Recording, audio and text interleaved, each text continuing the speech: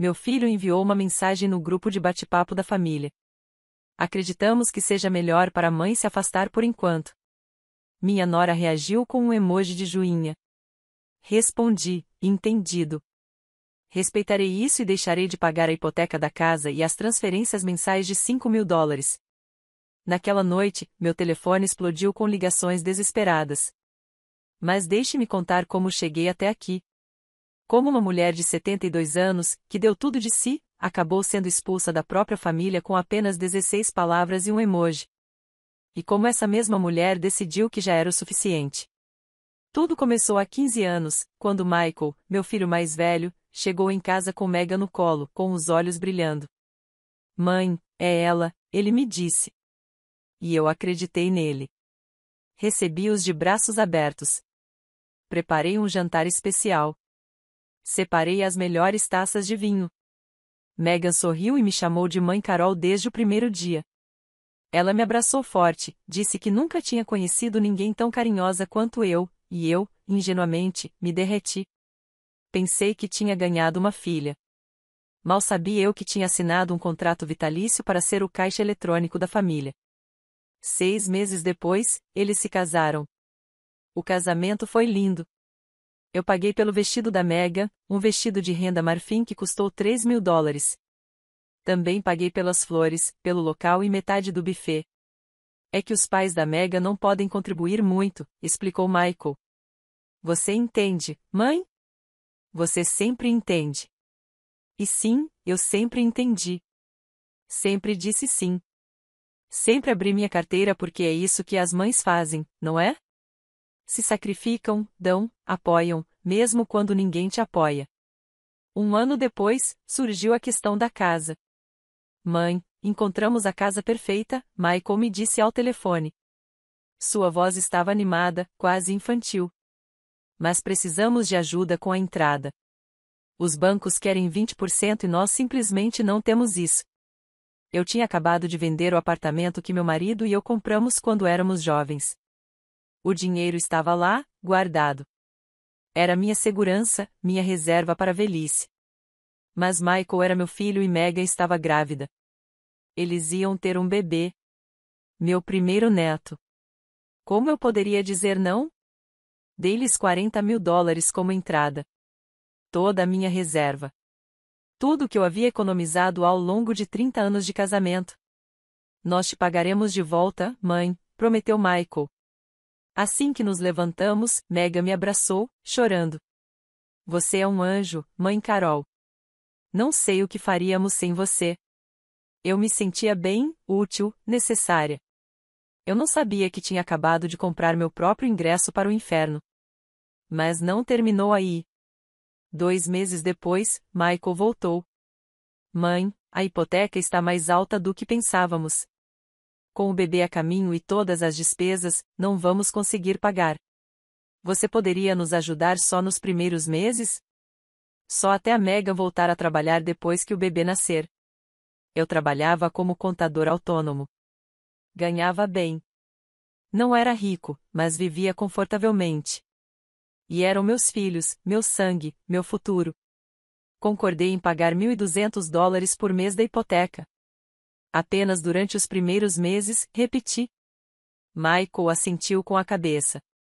Só nos primeiros meses, mãe. Os primeiros meses se transformaram em anos. 5 anos pagando a hipoteca de uma casa onde eu não morava, onde eu mal era convidado, onde sempre havia uma desculpa para eu visitar outro dia. Ah, o bebê está doente. Temos planos. Megan precisa descansar. Mas quando eles precisaram de dinheiro, lá estava eu. Sempre disponível, sempre pronto, sempre o salvador. E então havia Susan, minha filha mais nova, casada com Steven. Eles também precisavam de ajuda. A cozinha era velha, $3.000 para reformá-la. Steven queria fazer um curso intensivo de programação, $2.500. As crianças precisavam de aulas particulares, $500 por mês. Mãe, você pode ajudar? Susan perguntava. Nós te pagaremos assim que as coisas melhorarem. As coisas nunca melhoraram. Os pedidos nunca cessaram. E eu nunca disse não. Até que um dia, me vi no espelho, 72 anos, cansada, com rugas que não tinha 5 anos atrás, com o corpo dolorido de tanto trabalhar para sustentar a vida de outras pessoas. E me perguntei, quando foi a última vez que alguém me perguntou como eu estava? Quando foi a última vez que recebi um abraço sem um pedido? Quando deixei de ser Carol e me tornei apenas a mãe caixa eletrônico? Decidi me manifestar. Era julho. Estava quente. Estávamos na minha casa, Michael, Megan, Susan, Steven e os netos. Um jantar em família. Eu tinha cozinhado tudo como sempre, carne assada, purê de batatas, torta de maçã. Servi o vinho. Esperei o momento certo. Crianças, eu disse baixinho, preciso falar com vocês sobre algo importante. Todos olharam para mim. Michael com uma sobrancelha arqueada. Megan com o garfo a meio caminho da boca. Acho que está na hora de vocês começarem a se tornar mais independentes financeiramente. Vocês dois têm bons empregos. Estão estáveis há anos. Talvez seja a hora de eu dar um passo para trás. O silêncio era brutal, como se eu tivesse confessado um crime. Michael pousou o copo na mesa com um baque. O que isso significa, mãe? Seu tom era frio e acusatório. Significa que eu também preciso pensar no meu futuro, respondi. Tenho 72 anos. Não vou trabalhar para sempre, e vocês não são mais crianças. Vocês conseguem lidar com isso sozinhos. Megan soltou uma risada curta e amarga. Então agora você está cansado de nos ajudar depois de tudo que fizemos por você? Eu paralisei. Tudo o que eles tinham feito por mim. Quando? Onde? Susan interveio. Mãe, você não pode simplesmente nos cortar o apoio assim. Temos despesas, obrigações. Contamos com você. Conte comigo. Essa frase. Como se eu fosse um serviço público, um aplicativo, um recurso renovável. Eu não disse que ia cortar seu apoio financeiro, expliquei. Só estou dizendo que precisamos elaborar um plano para que você se torne autossuficiente. Steven balançou a cabeça. Isso é muito egoísta da sua parte, Carol. Egoísta. Essa palavra me atingiu como uma pedra no estômago. 15 anos dando tudo, sacrificando tudo, e agora eu era egoísta por querer respirar. Michael se levantou da mesa. Acho que você está mudando, mãe. Você não é mais a mesma. Megan assentiu com a cabeça. É verdade. Você está ficando amarga, negativa. Isso não é saudável. O jantar terminou em clima tenso. Eles foram embora mais cedo, sem ajudar a limpar, sem uma despedida adequada. Fiquei sozinha, cercada por pratos sujos e um silêncio que doía mais do que qualquer grito. Não consegui dormir naquela noite. Fiquei me revirando na cama, pensando se eu tinha feito a coisa errada, se eu estava mesmo me tornando egoísta, se era meu dever continuar dando até me esgotar completamente. Os dias seguintes foram estranhos. Michael não atendia minhas ligações. Susan respondia com mensagens curtas e frias: estou ocupada, mãe. Falamos depois, como se eu fosse um incômodo, como se pedir um pouco de consideração tivesse me transformado em inimiga. Tentei explicar. Enviei mensagens longas. Liguei. Insisti. Nada funcionou. O gelo entre nós ficava mais espesso a cada dia. E comecei a sentir algo que nunca havia sentido com meus filhos: medo. Medo de perdê-los. Medo de ficar sozinha. Medo de que minha honestidade tivesse quebrado algo irreparável. Uma semana depois, recebi uma ligação da Megan. Mãe Carol, precisamos conversar. Sua voz era séria, formal, como se estivesse em uma reunião de negócios. Claro, me diga, respondi. Meu coração estava acelerado. Talvez eles tivessem refletido. Talvez tivessem entendido meu ponto de vista. Eu e o Michael temos conversado. Achamos que você tem estado muito negativo ultimamente. Seus comentários sobre dinheiro nos fizeram sentir mal, como se tudo o que você fez por nós fosse um fardo. Apertei o telefone com força. Megan, eu nunca disse isso. Eu apenas pedi que pensássemos no futuro. Ela suspirou, aquele suspiro condescendente que as pessoas dão quando acham que estão certas. O problema é a sua energia, mãe Carol. As crianças sentem isso. Nós sentimos isso. Não queremos essa negatividade perto da nossa família. Desliguei o telefone. Minhas mãos tremiam. Negatividade. Energia tóxica. Essas palavras modernas que as pessoas usam para rotular qualquer um que seja inconveniente. Eu, que havia dedicado 15 anos da minha vida a isso. Eu, que havia sacrificado minhas economias, meus sonhos, minha paz de espírito. Agora eu era a tóxica, a negativa, a indesejada. 2 dias depois, a situação piorou. Susan me convidou para tomar um café. Achei que fosse um gesto de paz. Cheguei à cafeteria esperançoso. Ela já estava sentada lá, com o celular na mão. Nem sequer olhou para cima quando me sentei. Oi, querida, eu disse. Ela assentiu com a cabeça. Mãe, isso vai ser rápido porque tem uma reunião. Pedimos café. Ela ficou no celular, mandando mensagens, me ignorando. Susan, está tudo bem? Ela finalmente olhou para mim. Mãe, o Michael me contou o que você disse, sinceramente, acho inacreditável depois de tudo que fizemos por você. Lá estava ela de novo. Aquela frase. O que você fez por mim? Perguntei. Eu precisava saber. Precisava entender qual parte dessa equação estava faltando. Susan franziu a testa. Mãe, nós te fazemos companhia. Nós te visitamos. Nós te incluímos em nossas vidas. Isso não basta? Companhia. Visitas. Inclusão. Como se fossem favores. Como se me permitirem estar em suas vidas fosse um presente pelo qual eu devesse ser grato de joelhos. Querida, eu não pedi para ser um fardo. Eu só pedi para você ser um pouco mais independente. Ela balançou a cabeça. Não se trata de independência, mãe. Trata-se de você estar mudando. Você está se tornando difícil, egocêntrica e, francamente, não sei se queremos essa versão de você em nossas vidas. Levantei-me da mesa. Não bebi meu café. Não disse mais nada. Saí daquele lugar com a dignidade que me restava. Caminhei até meu carro. Sentei-me.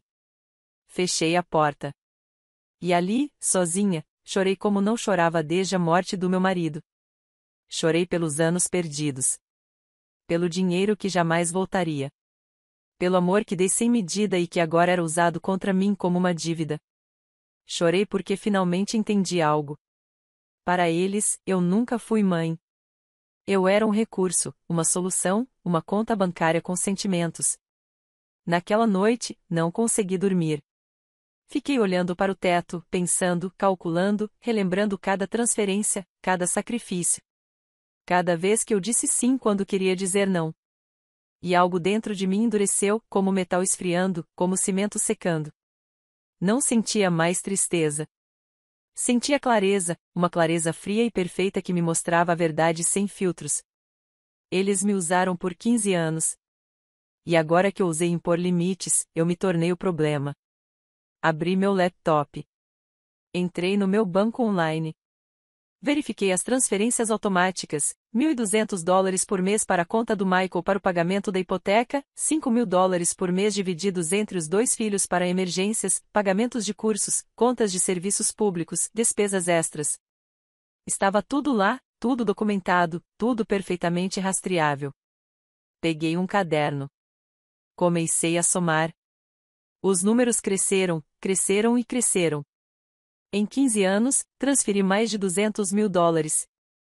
$200.000 do meu trabalho, do meu esforço, do meu futuro. Recostei-me na cadeira. Respirei fundo e tomei uma decisão. Se eles quisessem espaço, teriam. Mas o espaço seria real, completo, sem o meu dinheiro, sem a minha ajuda, sem a minha presença como caixa eletrônico. Eles teriam todo o espaço do mundo, e eu teria a minha vida de volta. No dia seguinte, liguei para o banco. Bom dia. Preciso cancelar algumas transferências automáticas. O operador foi educado e eficiente. Em 10 minutos, todas as transferências foram interrompidas. Então liguei para o banco onde Michael tinha sua hipoteca. Eu era fiador. Meu nome estava naqueles documentos. Quero ser removido como fiador deste empréstimo. Eles me explicaram o processo. Não era imediato, mas era possível. Comecei a preencher a papelada. Assinei os documentos. Enviei os e-mails. Em seguida, verifiquei os cartões de crédito. Anos atrás, eu havia dado a Michael e Susan cartões de usuário autorizados na minha conta para emergências, eu disse. Assim vocês nunca ficarão sem dinheiro. Esses cartões eram usados todos os meses, restaurantes, roupas, gasolina, coisas que definitivamente não eram emergências. Liguei para o banco novamente. Quero cancelar os cartões de usuário autorizados da minha conta. O operador digitou, ambos? Ambos, confirmei. Clique. Clique. Cancelado. Por fim, a conta conjunta. Eu tinha uma conta poupança conjunta com o Michael, que abrimos quando ele comprou a casa. Só para o caso de você precisar de acesso rápido ao dinheiro, mãe, ele disse. Mas a realidade era que ele sempre tinha acesso ao meu dinheiro, sem pedir. Encerrei aquela conta. Transferi tudo para uma nova, somente em meu nome e sob meu controle. Fiz tudo isso em silêncio, sem aviso prévio, sem drama, com a mesma frieza que usaram para me afastar. Se quisessem me tratar como um serviço, aprenderiam que serviços podem ser cancelados.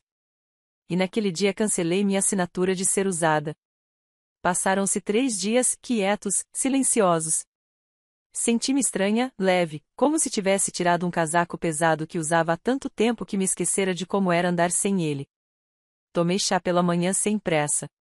Li um livro que estava adiando há 2 anos. Caminhei sozinha no parque, em paz, sem esperar por ligações desesperadas, sem estar em alerta máximo para a próxima crise fabricada. E então chegou a mensagem que mudaria tudo. Michael criou um novo grupo, um grupo de bate-papo familiar, mas eu não estava nele. Eu soube porque Susan, por engano, me encaminhou uma captura de tela. A mensagem dizia: achamos que é melhor a mamãe se afastar por enquanto. Precisamos de espaço como família para nos recuperarmos. E embaixo, o emoji verde, brilhante, o joinha da Megan, aprovando minha expulsão, celebrando minha ausência. Encarei aquela captura de tela por minutos que pareceram horas. As letras não mudaram. O polegar continuava lá, verde, aprovando, comemorando, como se minha exclusão fosse uma conquista familiar. Como se livrar de mim fosse motivo de celebração. Li a mensagem repetidas vezes, procurando por algo, uma dúvida, uma brecha, um sinal de que alguém tivesse dito não, de que alguém tivesse me defendido. Mas não havia nada. Apenas um silêncio cúmplice. Apenas aquele polegar verde brilhando na minha cara como um insulto final. Susan me enviou a captura de tela por engano. Isso ficou claro pela mensagem que chegou 30 segundos depois: mãe, desculpe, não era para você. Por favor, esqueça. Esquece. Como se fosse tão simples. Como se eu pudesse apagar a imagem dos meus próprios filhos me expulsando de suas vidas. Meus dedos deslizaram pelo teclado. Eu não pensei. Apenas escrevi. Entendido. Respeitarei isso e deixarei de pagar a hipoteca da casa e as transferências mensais de $5.000. Entrar. Enviado para o grupo original. O grupo em que eu ainda estava. O silêncio que se seguiu foi absoluto. Eu consegui imaginá-los, Michael encarando o celular, os olhos arregalados, Megan prendendo a respiração, Susan relendo a mensagem, tentando entender se era real, e Steven perguntando o que estava acontecendo. Todos em choque, porque nenhum deles achava que eu teria coragem. Nenhum deles acreditava que a doce mamãe Carol pudesse revidar. Mas eu acabei de ter. E a mordida foi profunda. Desliguei o celular. Deixei-o sobre a mesa com a tela virada para baixo. Não queria ver as respostas. Ainda não. Precisava deste momento, deste silêncio, desta calmaria antes da tempestade que eu sabia que estava por vir. Servi-me de uma taça de vinho, algo que raramente fazia. Sentei-me na poltrona junto à janela, a mesma em que meu marido costumava sentar-se para ler o jornal todos os domingos. E, pela primeira vez em 15 anos, senti algo parecido com liberdade. Pesada, dolorosa, mas real. O copo tremia na minha mão, não de medo. Era adrenalina. Era poder. Era a sensação de ter recuperado algo que eu pensava estar perdido para sempre, a minha voz. Durante tantos anos, falei em sussurros, pedindo desculpas por existir, por precisar, por querer algo para mim. E agora, gritei em silêncio com 19 palavras que valiam mais de $200.000. Eu gritei, eu também importo. Eu também existo. E a minha existência não se resume ao que eu posso dar. Olhei para o telefone escuro. Eu sabia o que estava por vir. Sabia que a qualquer momento as ligações começariam, as mensagens, os apelos, as acusações. Mas por agora, neste instante perfeito, havia apenas silêncio, e o silêncio era meu. Terminei o vinho lentamente, saboreando cada gole, saboreando cada segundo dessa nova versão de mim que eu estava começando a conhecer. 2 horas depois, liguei o telefone e foi como abrir uma comporta, 23 chamadas perdidas, 42 mensagens, mensagens de voz, textos longos, emojis desesperados, tudo de Michael, de Megan, de Susan, de Steven, até mesmo um de M, irmã de Megan, que nunca tinha me escrito antes. Todos querendo explicar, todos querendo resolver o problema, todos em pânico porque a torneira do dinheiro tinha sido fechada. Comecei a ler. Primeiro, Michael, mãe, preciso que você fale comigo. Isso é um mal-entendido. Por favor, me ligue. Então Megan disse, mãe Carol, você não pode fazer isso. Temos obrigações. Você não pode simplesmente nos deixar na mão desse jeito. Susan, mãe, por favor, entenda que aquela mensagem foi um engano. Não era para ser interpretada dessa forma. Steven, Carol, isso é muito impulsivo. Você precisa pensar melhor sobre isso. Cada mensagem era como um prego no caixão. Cada palavra confirmava o que eu já sabia. Eles não estavam preocupados comigo. Estavam preocupados com o fluxo de caixa deles. Nenhum deles disse sinto muito. Nenhum deles perguntou como eu me sentia. Nenhum deles reconheceu a dor que me causaram. Só pânico. Só medo. Só o desespero de alguém vendo seu conforto desmoronar. E algo dentro de mim, algo que ainda guardava esperança, finalmente morreu. Como uma vela que se apaga. Como uma luz que tremeluz e se extingue. Não havia mais volta. Respondi com uma única mensagem no grupo de bate-papo da família original. Não é uma decisão impulsiva. É uma decisão bem pensada. Você pediu espaço. Estou lhe dando. Mas espaço de verdade inclui independência financeira. Desejo-lhe tudo de bom. Ponto final.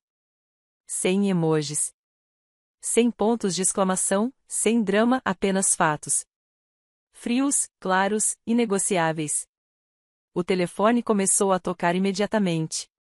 Michael, recusei a chamada. Tocou de novo.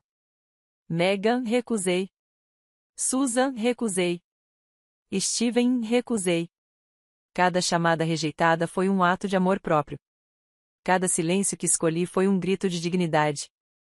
Eu não ia dar explicações. Não ia me justificar. Não ia implorar por um lugar na vida deles. Se eles me quisessem fora, eu sairia, mas nos meus próprios termos. Naquela noite, fui para a cama cedo. Esperava não conseguir dormir. Esperava sentir culpa, remorso, mas nada disso veio. Apenas um profundo cansaço, aquele tipo de cansaço que surge depois de carregar algo pesado por muito tempo e finalmente se livrar dele. Dormi profundamente sem comprimidos, sem me revirar na cama. Pela primeira vez em anos, dormi em paz. Acordei com o sol entrando pela janela. Eram 8 horas da manhã. Eu tinha dormido 10 horas seguidas, algo que não fazia desde antes do nascimento de Michael. Eu me espreguicei na cama. Meu corpo doía menos. Minha mente estava clara, lúcida. Verifiquei o celular, 57 mensagens novas, mais 13 ligações, até uma mensagem de áudio de 20 minutos do Michael. Não abri nada. Fui apenas para a cozinha. Fiz café, torradas com manteiga. Sentei-me perto da janela e tomei o café da manhã sozinha, em silêncio, completa. O telefone não parou de tocar o dia todo. Mas eu tinha descoberto algo maravilhoso, o botão de silenciar. Cada vez que ele vibrava, eu seguia com a minha vida. Reguei as plantas. Limpei a casa. Organizei meu armário. Encontrei roupas que não usava há anos porque estava sempre muito cansada, muito preocupada, muito ocupada resolvendo os problemas dos outros. Experimentei um vestido cor de coral que comprei há 3 anos e nunca tinha usado. Ficou perfeito. Olhei-me no espelho e, pela primeira vez em muito tempo, gostei do que vi. No terceiro dia, o telefone parou de tocar com tanta frequência. As mensagens ficaram mais espaçadas, mas mudaram de tom. Não era mais pânico. Agora era manipulação. Michael escreveu: Mãe, as crianças estão perguntando por você. Estão perguntando por que a vovó não as ama mais. Susan escreveu: Não acredito que vocês estão fazendo isso conosco justo quando Steven está passando por um momento difícil no trabalho. Megan enviou uma foto dos meus netos com a seguinte mensagem: Eles não entendem por que a avó os abandonou. Cada mensagem era uma isca, cada palavra calculada para me fazer sentir culpado, para me fazer voltar, para me fazer abrir a carteira novamente. Mas algo havia mudado em mim. Eu conseguia ver os fios, os cabos invisíveis que sempre usaram para me manipular como uma marionete.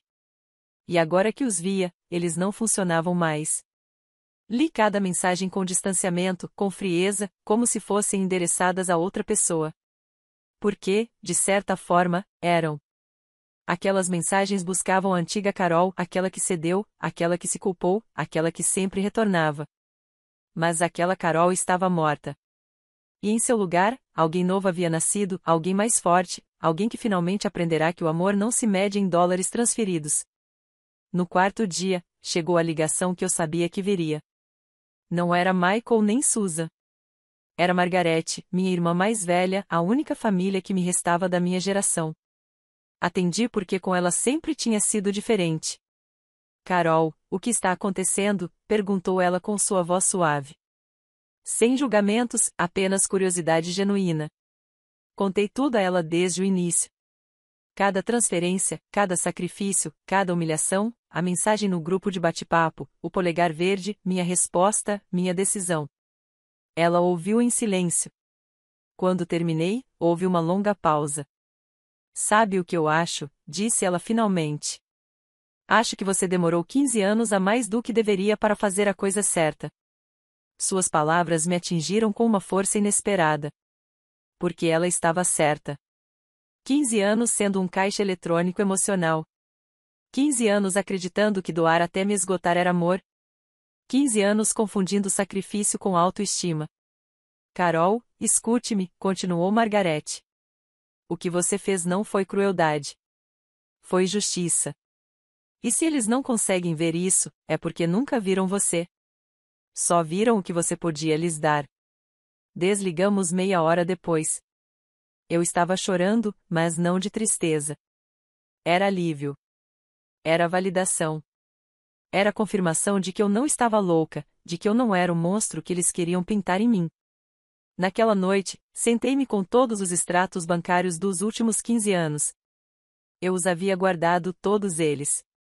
Cada transferência, cada pagamento, cada recibo. Imprimi-os. Organizei-os por ano, por filho, por categoria. Quando terminei, tinha uma pilha de papéis de 20 centímetros de altura, 20 centímetros de evidências, de sacrifício, de amor não correspondido. Olhei para eles e senti algo estranho. Não era orgulho. Não era vergonha. Era clareza. A clareza de ver sua vida resumida em números, de entender exatamente quanto você valia para os outros em termos monetários. Peguei uma pasta nova, cinza. Coloquei todos os documentos dentro. Organizei-os com etiquetas, Michael, Susan, despesas compartilhadas, extras, tudo perfeitamente documentado, como se eu estivesse preparando um processo judicial. E, de certa forma, eu estava, não para um juiz, mas para mim mesma, para ter provas concretas de que eu não estava exagerando, de que não era imaginação minha, de que eu realmente havia dado tudo e eles realmente haviam aceitado sem pensar 2 vezes. No 5º dia, Michael apareceu na minha porta sem avisar. Ele tocou a campainha insistentemente 3 vezes, 4, 5. Olhei pelo olho mágico. Ele estava sozinho. Sem Megan, sem crianças, só ele, com as mãos nos bolsos e aquela expressão que eu conhecia tão bem, a mesma que ele fazia quando criança, quando quebrava alguma coisa e tentava consertar antes que eu percebesse. Abri a porta. Olhamos um para o outro. O silêncio entre nós era pesado como uma tonelada. Mãe, precisamos conversar, disse ele. Sua voz soava cansada. Derrotada. Entre, respondi. Não o abracei. Não lhe ofereci café. Simplesmente o deixei passar. Estávamos sentados na sala de estar, ele no sofá, eu na cadeira em frente a ele, como dois estranhos negociando, como duas pessoas que antes eram tudo uma para a outra e agora mal se reconheciam. Mãe, isso saiu do controle, ele começou. Não queríamos te magoar. Aquela mensagem foi um engano. A Megan ficou chateada. Eu fiquei frustrado. Mas não foi nossa intenção. Olhei nos seus olhos, aqueles olhos que foram a primeira coisa que vi quando ele nasceu, que me olharam com adoração quando ele era menino, e que pararam de me ver em algum momento que não consigo precisar. Você não fez por mal, repeti. Michael, você me expulsou de um grupo de família no WhatsApp. Você me mandou dar um passo para trás e sua esposa comemorou com um emoji. Que parte disso você não quis dizer? Ele se remexeu desconfortavelmente. É que você começou tudo isso com aquela conversa de que não ia mais nos ajudar. Você nos fez sentir como se fossemos um fardo para você. E lá estava a inversão perfeita. A vítima se transformou no vilão. Michael, eu disse com uma calma que nem sabia que possuía, em 15 anos, te dei mais de $200.000. Paguei sua hipoteca por 5 anos. Transferi $5.000 por mês. Cobri emergências que não eram emergências. E quando pedi um pouco de independência, me tornei o vilão. Você não vê nada de errado nisso? Ele balançou a cabeça. Não é só o dinheiro, mãe. É que você mudou. Você ficou diferente, mais fria, mais distante. Eu ri numa risada curta e amarga que escapou sem permissão. Eu me tornei diferente porque me cansei, filho. Cansei de dar e dar sem sequer um agradecimento sincero. Cansei de ser visto como uma solução em vez de uma pessoa. Cansei de existir apenas para servir. Michael inclinou-se para a frente, com as mãos juntas. Mãe, eu entendo que você esteja chateada, mas você não pode simplesmente nos abandonar assim. Temos obrigações. A hipoteca, as despesas das crianças. As coisas não funcionam sem a sua ajuda. Voltamos juntos para minha casa. Ele se despediu com um abraço, o primeiro abraço sincero que recebi em meses, um abraço que não pedia nada em troca, que só dava. E percebi algo, eu estava tão ocupado dando que havia me esquecido da sensação de receber. 2 semanas após minha decisão, chegou a hora da reunião de família. Michael a organizou. Ele me enviou uma mensagem formal, quase como uma intimação judicial. Mãe, precisamos conversar todos juntos. Sábado, às 16 horas, na sua casa. É importante. Eu não fiz perguntas. Apenas respondi, ok. Passei os dias anteriores me preparando, não emocionalmente, e isso já estava resolvido. Preparei-me com provas. Peguei a pasta cinza. Revisei cada documento, cada recibo, cada transferência. Se eles quisessem uma reunião de família, teriam uma. Mas nos meus termos. Chegou o sábado. Às 4 horas em ponto, a campainha tocou. Abri a porta. Estavam todos lá, Michael e Megan, Susan e Steven, até mesmo Amy, irmã de Megan, que nunca tinha vindo à minha casa. Uma plateia completa. Eles entraram em silêncio. Sentaram-se na sala de estar, todos olhando para mim como se eu fosse o réu e eles o júri. Michael falou primeiro. Mãe, essa situação se tornou insustentável. Megan e eu conversamos com Susan e Steven, e achamos que você precisa entender o dano que está causando. Dano, essa palavra, como se eu fosse o destruidor, como se 15 anos de sacrifício não valessem nada. Continue, eu disse. Minha voz estava calma. Minhas mãos estavam no meu colo, sem tremer, sem medo. Megan tomou a palavra. Carol, entendemos que você esteja chateada. Mas uma família não funciona assim. Você não pode simplesmente cortar relações com todos só porque teve um dia ruim. As crianças estão perguntando por você. Elas querem a avó, mas você está virando as costas para elas. As crianças de novo. O escudo perfeito. Posso falar agora? Perguntei. Todos assentiram com a cabeça, como se estivessem me dando permissão para entrar na minha própria casa. Levantei-me. Fui até meu quarto. Peguei a pasta cinza. Voltei para a sala de estar. Coloquei-a sobre a mesa de centro com um som suave, porém firme. O que é isso? Perguntou Susan. Isto, respondi, abrindo a pasta. Aqui estão todas as transferências que fiz nos últimos 15 anos. Todos os pagamentos, todas as ajudas, todas as emergências, tudo documentado, tudo comprovado, tudo aqui. Peguei os papéis. Dispus-os em ordem sobre a mesa como cartas de pôquer, como provas em um julgamento. Michael, eu disse, olhando diretamente para ele, aqui está o recibo dos $40.000 que lhe dei para a entrada da sua casa. Aqui estão as prestações mensais de $1.200 durante 5 anos, isso dá $72.000. Aqui estão as transferências mensais de $2.500, $180.000 em 6 anos. Peguei outros papéis. Susan, aqui está o pagamento da reforma da sua cozinha, $3.000. Treinamento intensivo do Steven, $2.500. Aulas particulares das crianças, $36.000 acumulados. Continuei tirando papéis. Cada um deles era uma punhalada de verdade. Despesas extras, aniversários, natais, emergências médicas que não eram tão urgentes assim, mais $37.000. Analisei cada um deles individualmente. No total, em 15 anos, dei a vocês $243.000. E isso sem contar as refeições que paguei, os presentes, as vezes em que cuidei dos seus filhos de graça enquanto vocês viajavam, as horas da minha vida que dediquei sem esperar nada em troca. O silêncio era denso, pesado. Ninguém me olhava nos olhos. Olhavam apenas para os papéis, para a prova de sua dependência. E quando pedi um pouco de independência a você, continuei, você me chamou de egoísta, negativa, tóxica. Você me expulsou de um grupo de bate-papo e me pediu para me afastar. Fechei a pasta. Bem, aqui estou eu, dando um passo para trás, exatamente como você pediu, mas com o meu dinheiro.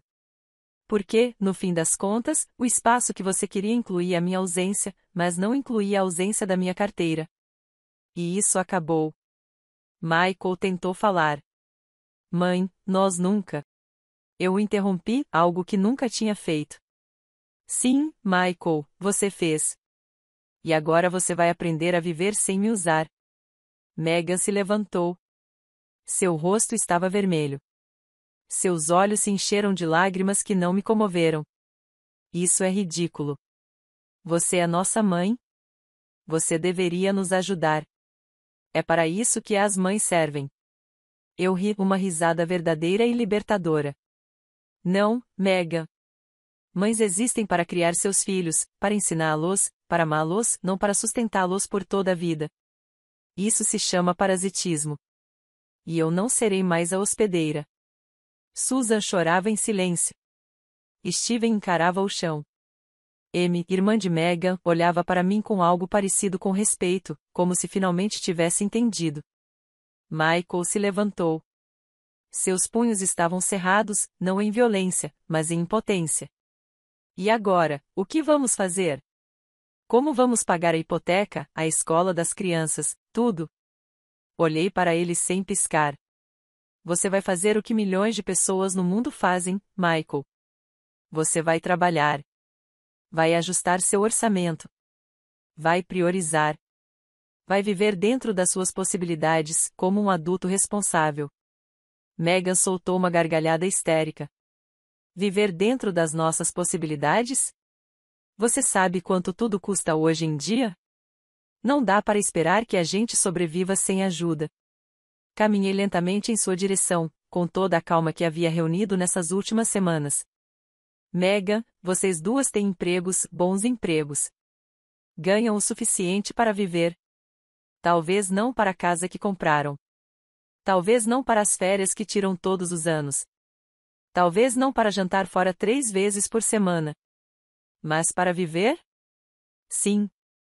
O problema não é que vocês não possam, é que vocês não querem, porque é mais confortável que eu pague. Suas bochechas ardiam. Ela queria responder, mas as palavras não vinham porque ela sabia que eu estava certo. Todos sabiam. Susan finalmente falou.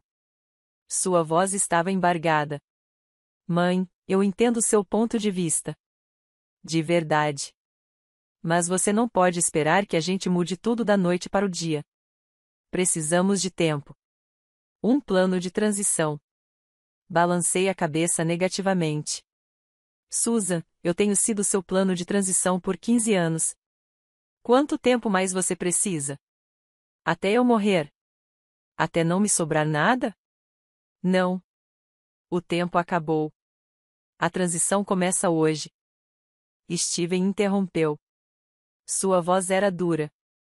Isso é vingança, pura e simplesmente, porque você se sentiu magoado, por uma mensagem de texto.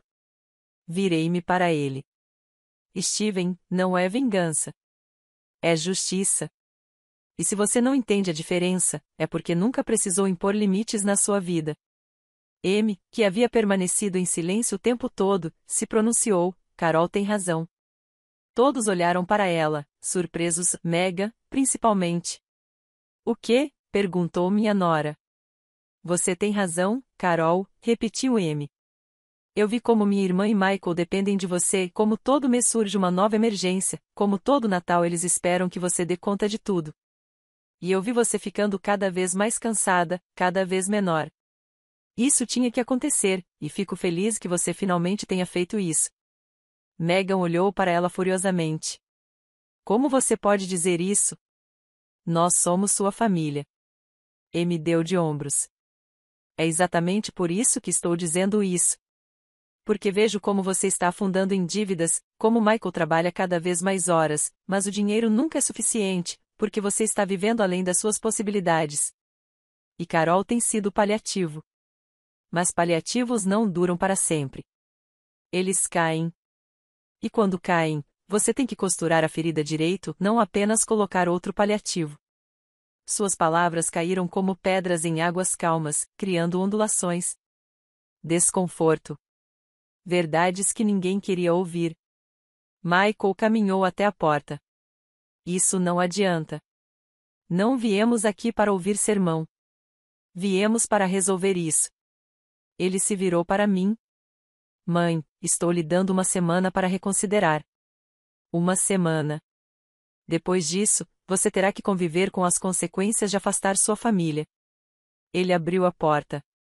Megan o seguiu. Antes de sair, olhou para mim com desprezo. As crianças vão crescer sem avó. Espero que seu orgulho valha a pena. E eles foram embora. Susan e Steven ficaram por mais alguns segundos. Minha filha olhou para mim com olhos suplicantes. Mamãe, por favor, pense nisso.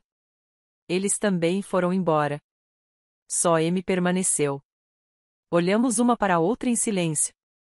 Ela sorriu, um sorriso triste, mas genuíno. Sinto muito, disse ela. Por quê? Perguntei. Porque eu deveria ter dito algo antes, anos atrás, quando vi como tudo isso estava começando. Mas pensei que não era da minha conta, que era assunto seu. Ela se aproximou e pegou minha mão. Você fez a coisa certa, Carol. E eu sei que dói, mas era necessário. Apertei a mão dela. Obrigada, sussurrei, porque aquele agradecimento, aquele reconhecimento, valia mais do que todos os dólares que eu havia dado. M também foi embora, e eu fiquei sozinha em casa, cercada por papéis que comprovavam meu ponto de vista em um silêncio que já não me assustava. Naquela noite, não dormi bem, não por arrependimento, mas pela adrenalina, pela sensação de alívio por ter dito tudo, por ter mostrado tudo, por finalmente ter me defendido. Levantei-me às 3 da manhã. Fiz chá. Sentei-me na cozinha. E chorei não de tristeza, mas de libertação. Chorei por todos os anos em que não me defendi, por todas as vezes em que engoli minhas palavras, por todas as vezes em que disse sim quando queria gritar não. Chorei até não ter mais lágrimas. E quando o sol nasceu, me senti mais leve. Os dias seguintes foram de absoluto silêncio. Ninguém ligou. Ninguém escreveu. Era como se tivessem me apagado. E, estranhamente, isso não me incomodou. Deu-me espaço para pensar, para planejar, para imaginar uma vida que não girasse em torno de resolver os problemas alheios. Comecei a fazer coisas que vinha adiando há anos. Me inscrevi em um curso de pintura, algo que sempre quis fazer, mas nunca tive tempo. Fui ao médico para um check-up completo, algo que evitava porque estava sempre ocupada com os problemas dos outros.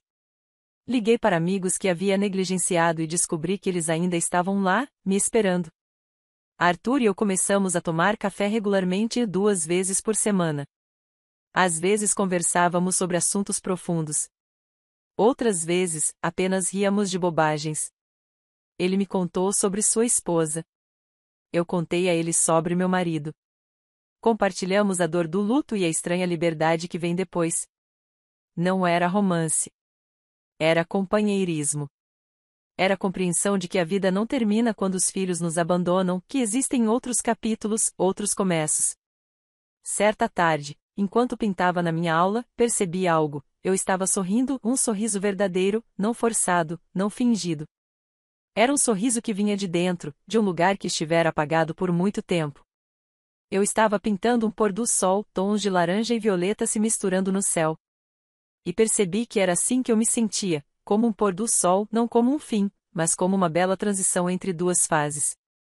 A escuridão viria, mas primeiro esta luz dourada, esta paz, este momento. A semana que Michael me deu passou. Não houve telefonema, nem mensagem, apenas silêncio. E eu entendi que esse silêncio era a resposta deles, a maneira que encontraram de me punir, de me fazer sentir culpada. Mas não funcionava mais. O silêncio que antes me aterrorizava agora me trazia paz, porque era um silêncio sem exigências, sem emergências fabricadas, sem pedidos disfarçados de amor. Era apenas silêncio. Margarete veio me visitar. Trouxe vinho, queijo e pão. Sentamos na minha pequena varanda, observando a cidade se iluminar ao cair da noite. Como você se sente? Ela perguntou. Pensei na minha resposta, pensei muito sobre ela. Sinto-me livre, disse finalmente. Pela primeira vez em 15 anos, sinto que a minha vida me pertence. Ela assentiu com a cabeça. E você sente falta deles? Dei um gole de vinho. Sinto falta de quem eu pensava que eles eram. Sinto falta da ideia que eu tinha deles, mas não sinto falta do peso. Não sinto falta da dor. Não sinto falta de me sentir usada. Margarete ergueu seu copo. A liberdade, mesmo quando dói. Brindamos com as taças, e naquele som cristalino havia algo definitivo, como uma porta se fechando, como um capítulo chegando ao fim. Conversamos até escurecer sobre a vida, sobre decisões, sobre como às vezes amar significa deixar ir. Ela me contou que também teve que impor limites aos filhos, que eles também a chamaram de egoísta, que ela também duvidou de si mesma. E agora? Perguntei. Agora tenho uma relação verdadeira com eles, respondeu ela. Baseada no respeito, não na conveniência. Levou anos, mas valeu a pena. As palavras dela me deram esperança. Talvez este não fosse o fim. Talvez fosse apenas o fogo consumindo as falsidades para que algo real pudesse crescer. Ou talvez fosse o fim. E tudo bem também, porque eu continuaria existindo. Eu continuaria vivendo.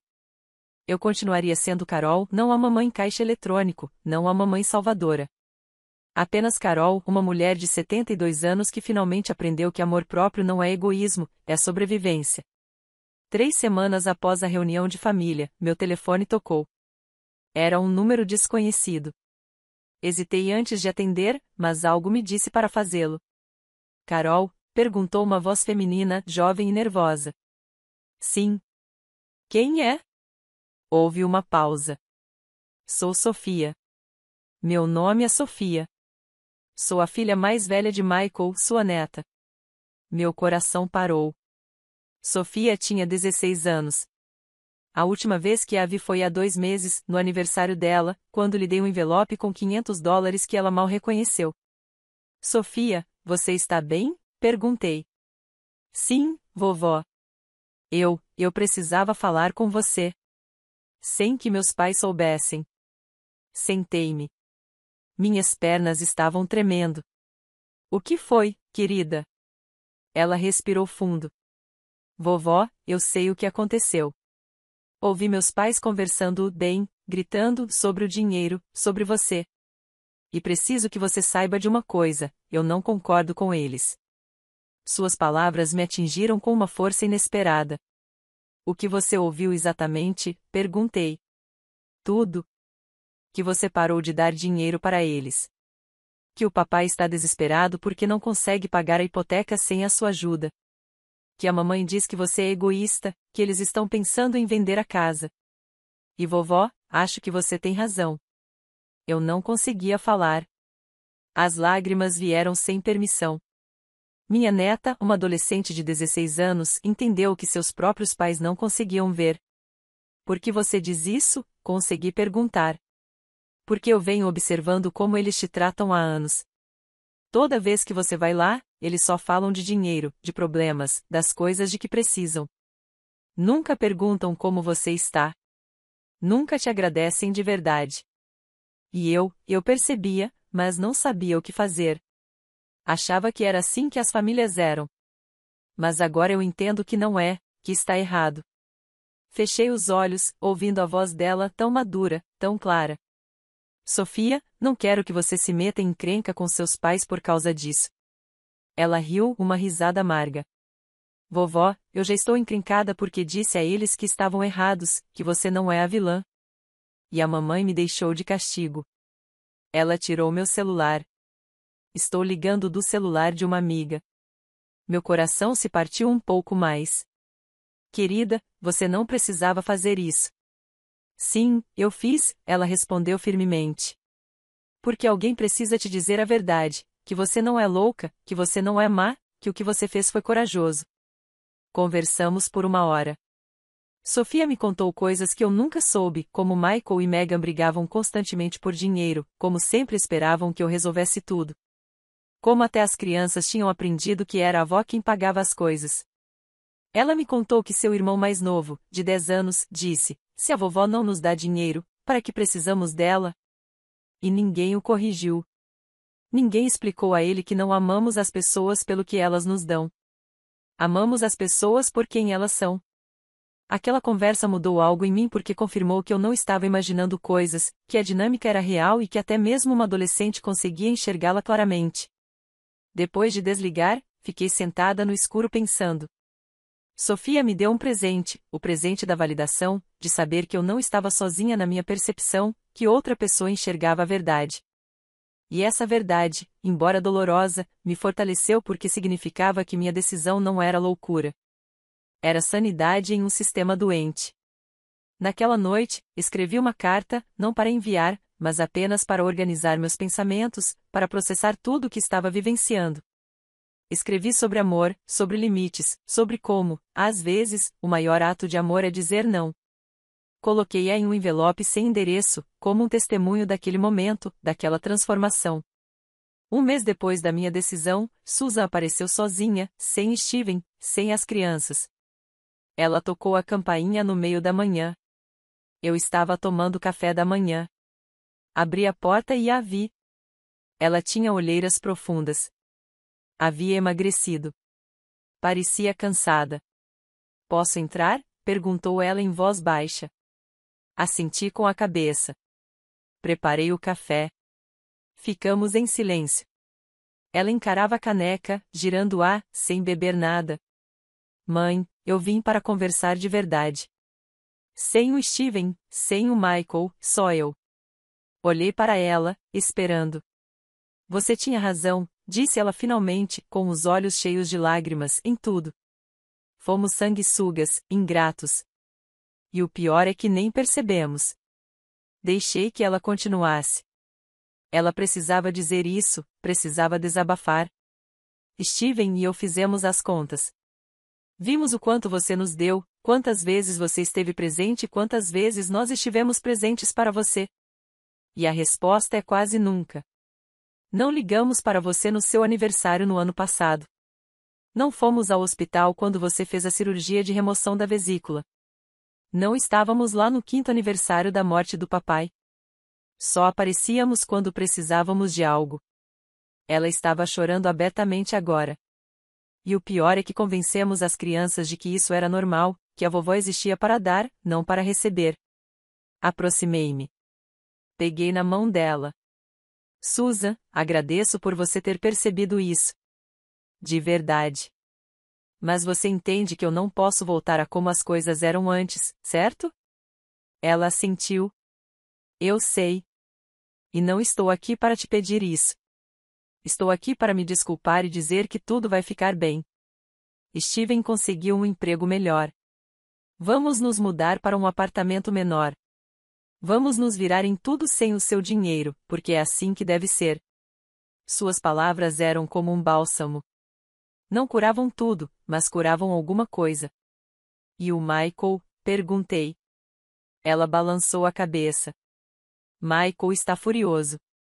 Megan também. Eles não querem admitir nada. Estão buscando empréstimos, conversando com bancos, culpando você por tudo. Suspirei. Não posso controlar como eles reagem, Susan. Só posso controlar as minhas decisões. Ela apertou minha mão. Eu sei. E sua decisão foi a certa. Mesmo que dou admitir, mesmo que tenha levado um mês para eu perceber, foi a certa. Nos abraçamos. E aquele abraço foi diferente. Não tinha segundas intenções. Não tinha preço. Era apenas um abraço de uma filha para uma pessoa. Real, verdadeiro, curativo. Quando ela foi embora, fiquei com uma sensação estranha. Não era alegria plena, mas também não era dor. Era algo entre os dois. Uma esperança cautelosa, a possibilidade de que talvez com o tempo algo real pudesse ser reconstruído. 2 dias depois, Arthur me convidou para jantar em um pequeno restaurante com vista para o mar. Fazia anos que eu não ia a um lugar assim. Eu sempre economizava, guardava coisas para poder dar aos outros. Vesti um vestido verde esmeralda que havia comprado e nunca usado. Arrumei o cabelo.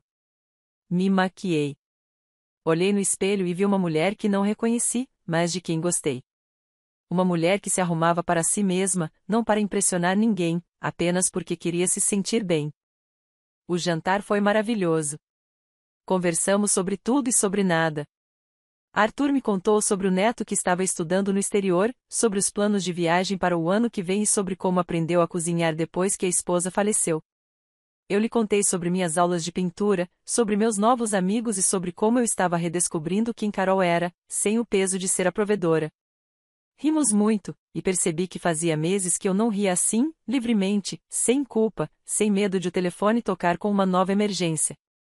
Quando terminamos o jantar, caminhamos pelo calçadão. O ar tinha cheiro de sal. As luzes da cidade cintilavam, refletindo na água. Carol, disse Arthur, parando. Quero te contar uma coisa. Nestes últimos meses, conhecendo você melhor, vi algo lindo. Vi uma mulher recuperar sua vida, seu poder, sua voz, e foi um privilégio testemunhar isso. Corei. Obrigada, Arthur.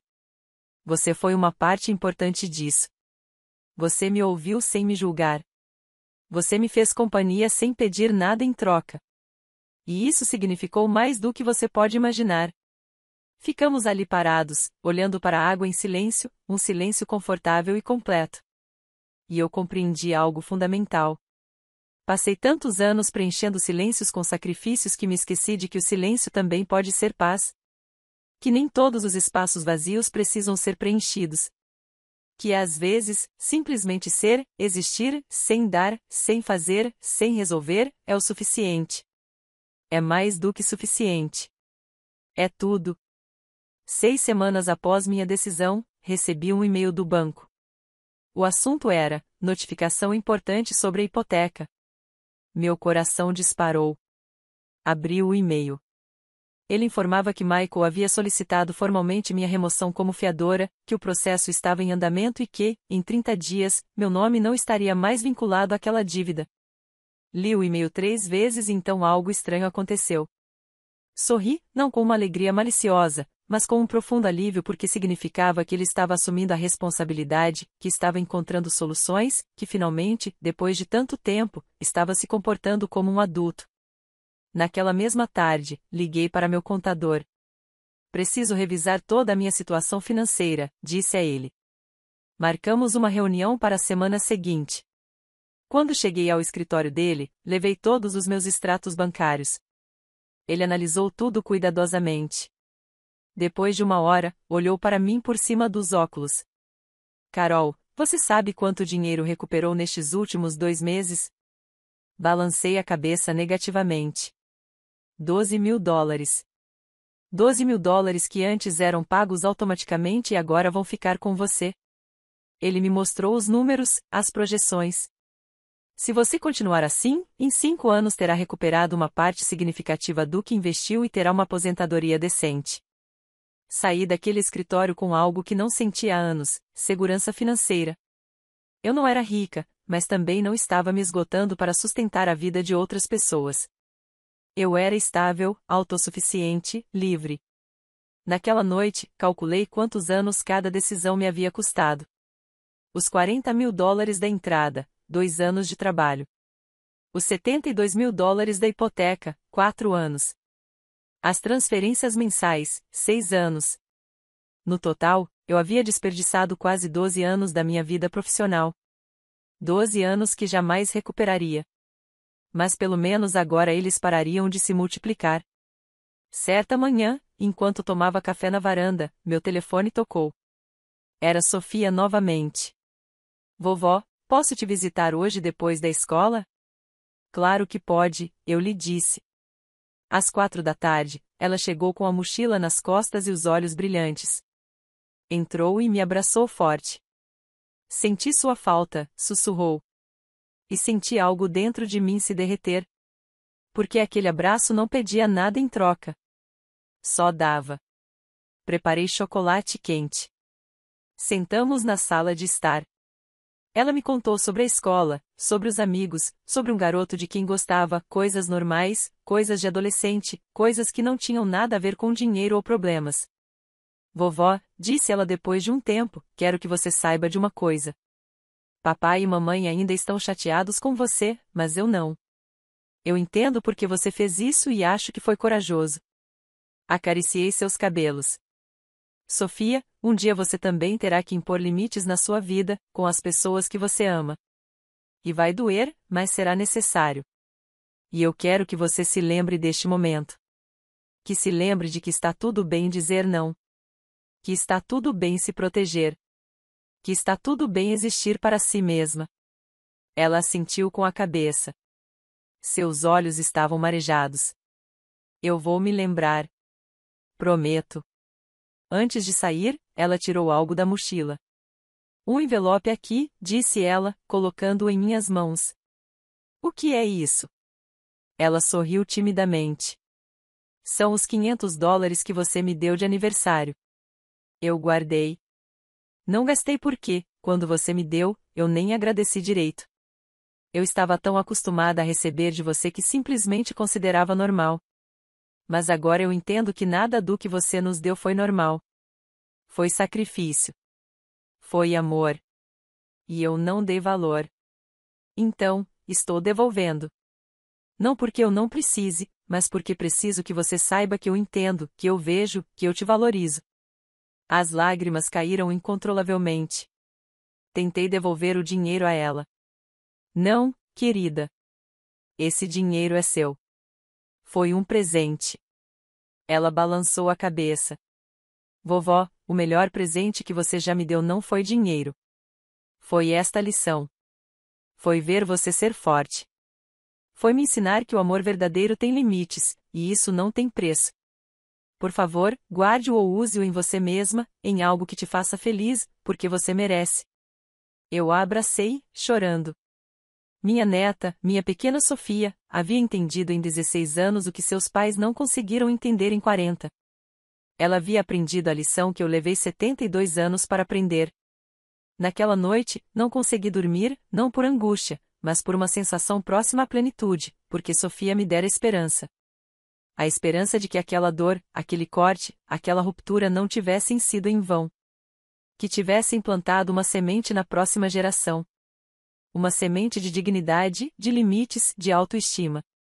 E essa semente cresceria. Talvez não em Michael, talvez não em Megan, mas em Sofia. E isso bastava. Era mais do que suficiente. 2 meses e meio depois da minha decisão, Margarete organizou um jantar em sua casa. Ela convidou suas amigas e me convidou também. Cheguei com vinho e flores. A casa estava cheia de risadas de mulheres da minha idade, algumas mais velhas, outras um pouco mais novas, todas com histórias, todas com cicatrizes, todas com sabedoria conquistada com muito esforço. Durante o jantar, alguém perguntou: "E você, Carol, como vai?" E, pela primeira vez na vida, respondi com total sinceridade. Contei tudo. Sem filtros, sem vergonha, sem medo de julgamentos. Quando terminei, o silêncio foi breve. Então, uma a uma, elas começaram a falar. Teresa contou como seu filho a enganou, como ele pegou suas economias, prometendo um negócio que nunca existiu. Rose falou da filha que só ligava para pedir que ela cuidasse dos netos, que a tratava como uma babá gratuita e que ficava brava se ela tinha seus próprios planos. Carmen compartilhou como seus filhos venderam sua casa sem consultá-la, dizendo que era para o seu próprio bem e ficando com o dinheiro. Cada história era um espelho. Cada testemunho era uma confirmação. Eu não estava sozinha. Eu não era a única. Eu não era um monstro por impor limites. Naquela noite, compreendi algo fundamental. As mulheres da minha geração, as mães, as avós, fomos treinadas para doar até desaparecermos. Para nos sacrificarmos até sermos apagadas, para existirmos apenas em relação aos outros. E quando finalmente reivindicamos um espaço para nós mesmas, quando finalmente dizemos basta, o mundo nos chama de egoístas, nos pune, nos abandona. Mas a verdade é outra. A verdade é que fomos exploradas sob o pretexto do amor.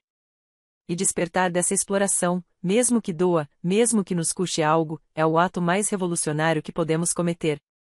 Ao final da noite, Margarete ergueu seu copo. As mulheres que aprenderam a dizer não. As mães que recuperaram suas vidas. As avós que deixaram de ser caixas eletrônicos e se tornaram pessoas novamente. A nós, a Carol, a todas nós. Fizemos um brinde. E naquele som de taças tilintando, havia algo sagrado, algo poderoso. A irmandade de mulheres que se recusaram a permanecer mártires, que escolheram viver em vez de apenas servir, que entenderam que não se pode dar de um poço seco. Saí daquela casa sentindo algo novo, comunidade, pertencimento. Não com minha família de sangue, mas com minha família escolhida, com essas mulheres que me entendiam sem explicações, que me apoiavam incondicionalmente, que celebravam minha coragem em vez de puni-la. E percebi que havia ganhado mais do que perdido. Perdi filhos que me usavam. Mas ganhei amigos que me enxergavam de verdade. Perdi a ilusão de uma família perfeita.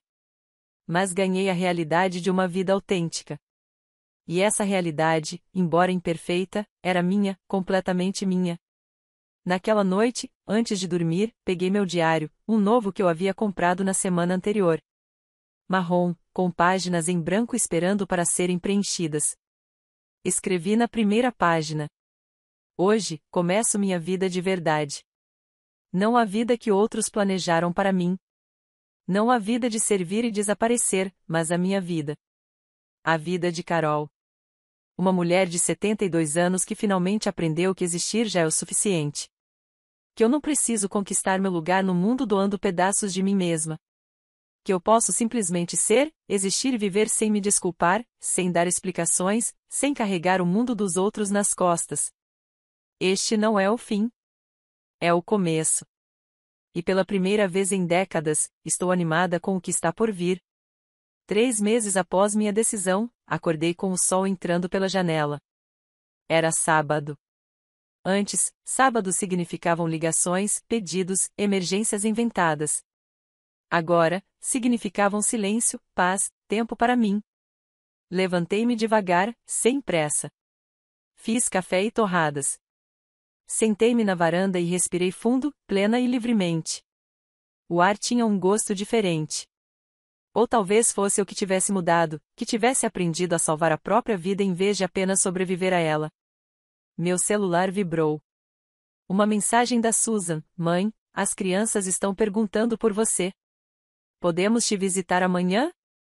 Sem compromisso, só para te ver. Li a mensagem 3 vezes procurando a pegadinha, a isca escondida, mas não encontrei. Respondi: amanhã está ótimo. Às 3 horas, ela respondeu com um emoji de coração. Simples, sem palavras. E isso, de alguma forma, dizia mais do que 1000 desculpas, porque eu havia aprendido que, às vezes, o amor verdadeiro é silencioso. Não grita.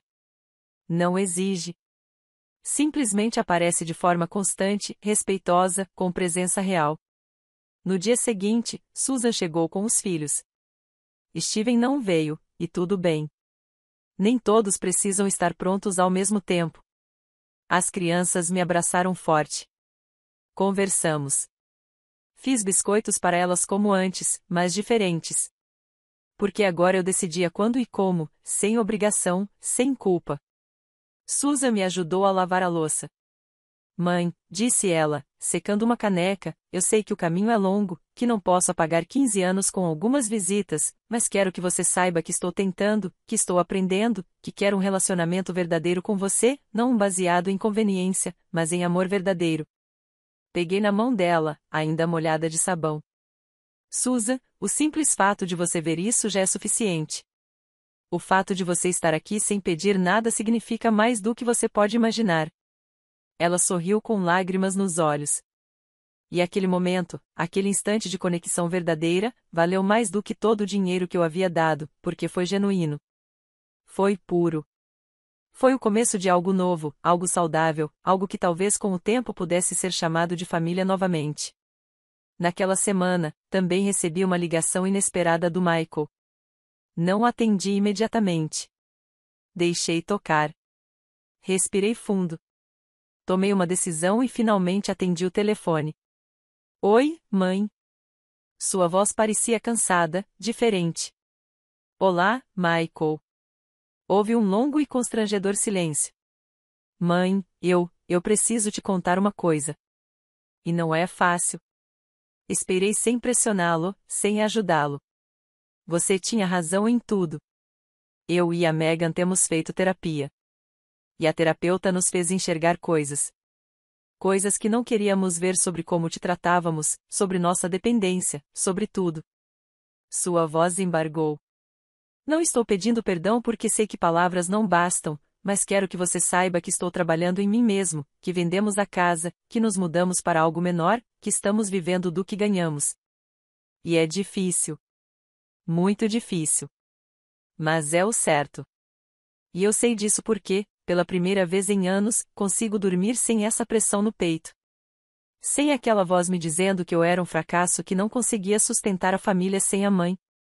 Minhas lágrimas caíam silenciosamente.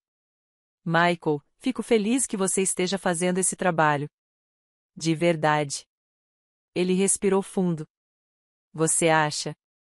Você acha que algum dia poderá me perdoar? Refleti sobre minha resposta, refleti bastante. Michael, não sei se o perdoar ou é a palavra certa, porque isso implicaria que houve um crime, e talvez não tenha sido crime. Foi ignorância. Foi conforto.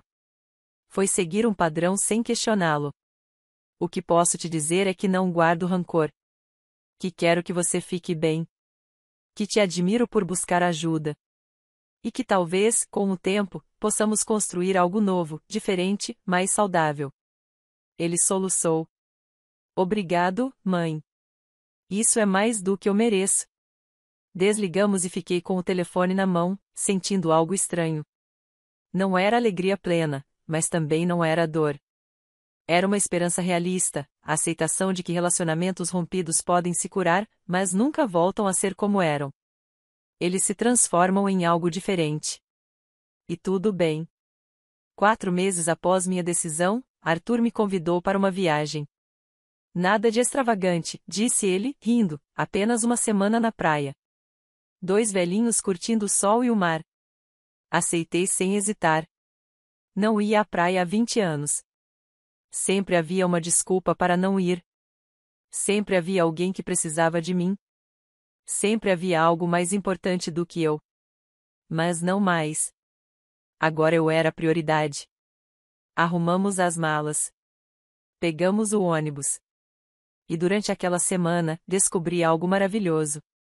Eu ainda podia ser feliz. Podia rir até a barriga doer. Podia caminhar na areia, sentindo a água nos meus pés. Podia assistir ao pôr do sol sem pensar nos problemas dos outros. Eu podia simplesmente existir, viver, ser.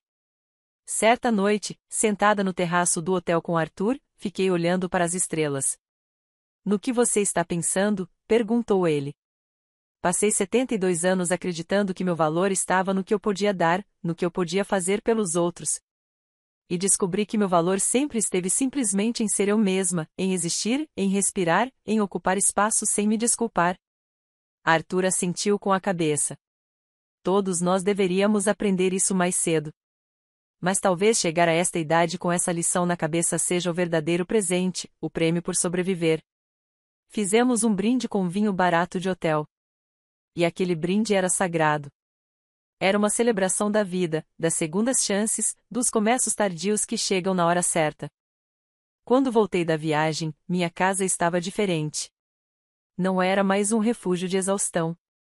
Era um lar de paz. Coloquei as fotos da viagem na geladeira. Abri as janelas. Liguei a música e dancei sozinha na sala, sem testemunhas, sem julgamentos, apenas eu e meu corpo de 72 anos nos movendo com liberdade, com alegria, com vida. Porque finalmente havia entendido que a vida não se trata de chegar ao fim tendo dado tudo de si. Trata-se de chegar lá tendo vivido tudo. E eu, depois de tantos anos adormecida, finalmente acordei. Sofia me visitava toda semana. Às vezes, trazia lição de casa, outras vezes só queria conversar. Ela se tornou minha conexão com o futuro, minha esperança de que as coisas possam mudar, de que a próxima geração possa aprender com nossos erros.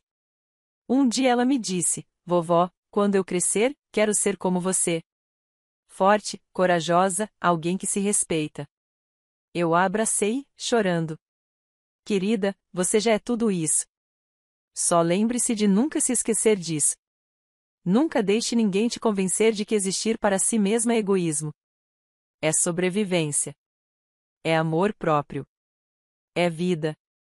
6 meses depois daquela mensagem, depois daquele polegar verde, depois daquela exclusão que se tornou uma libertação, sentei-me para escrever. Não para eles, mas para mim, para documentar esta jornada, esta transformação, esta morte e renascimento. Escrevi: chamaram-me de egoísta por querer viver. Chamaram-me de cruel por impor limites. Puniram-me com o silêncio por ousar existir. Mas o que não entenderam é que a punição deles foi a minha dádiva. A ausência deles foi a minha paz. A rejeição deles foi a minha liberdade. Escrevi sobre o talento para a jardinagem. Sobre como um emoji pode conter tanto veneno, mas também ser o catalisador para o seu despertar. Escrevi sobre os $243 mil. Sobre como comprei minha própria escravidão com a desculpa do amor. Escrevi sobre Sofia, sobre Susan, sobre Michael, sobre segundas chances que nem todos aproveitam, mas alguns aproveitam. Escrevi sobre Arthur, sobre Margarete, sobre as mulheres que me apoiaram quando minha família me abandonou. Sobre como a família de sangue é designada, mas a família escolhida é conquistada. E escrevi sobre mim.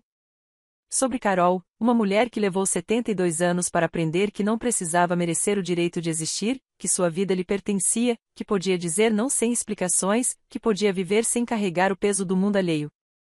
Que podia simplesmente ser. E que esse simples ato de ser era revolucionário. Era poderoso.